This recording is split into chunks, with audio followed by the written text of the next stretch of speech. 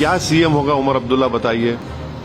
भाई उसकी कैबिनेट में एलजी का रिप्रेजेंटेटिव बैठेगा और वो बैठकर रिपोर्ट करेगा कि जो डिसीजन एक्सेप्ट करे ना करे।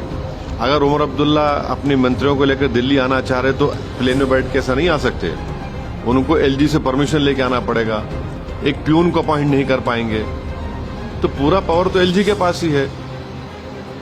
अब देखिए ये तो बड़ी यानी गलत बात है ना। ये तो इलेक्टेड जनता वोट डाल रही है और पूरे इख्तियार एलजी को दे रहे हैं आप। ये कैसे? अखलाकन कॉन्स्टिट्यूशनल प्रोप्राइटी डिमांड करती है कि जो भी सीएम होगा उसके ओपिनियन से, उनकी रजामंदी से आप अपॉइंटमेंट करिए।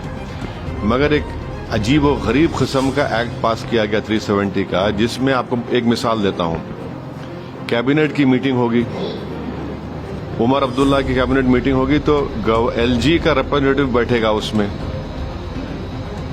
और वो बताएगा एलजी को कि इसको कबूल करे ना करे।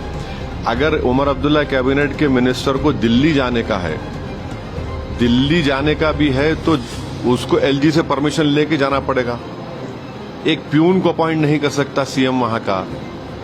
तो ठीक है, ये बात बिल्कुल सही है कि कश्मीर के अवाम में जो गुस्सा था 370 को अबॉलिशन का, उन्होंने अपना गुस्से का इजहार कर दिया।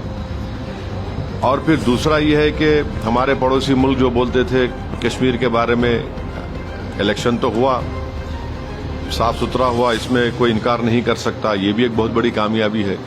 तीसरी बात यह है कि जम्मू में आप देखिए कि 29 सीट बीजेपी जीत गई, वहां पर भी कांग्रेस पार्टी एक ही सीट जीती।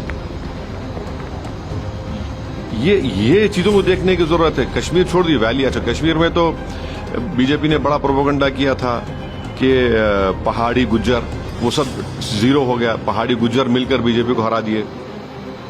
मगर जम्मू में 29 असेंबली सीट पर बीजेपी जीत जाती है और एक सीट पे कांग्रेस जीतती है। तो ये चीजों को देखना पड़ेगा। ये तो ठीक नहीं है ना, बिल्कुल ठीक नहीं है ये। भाई वैली में एक रिजल्ट आ रहा है, जम्मू में बड़ी पार्टी बीजेपी बन जाती है।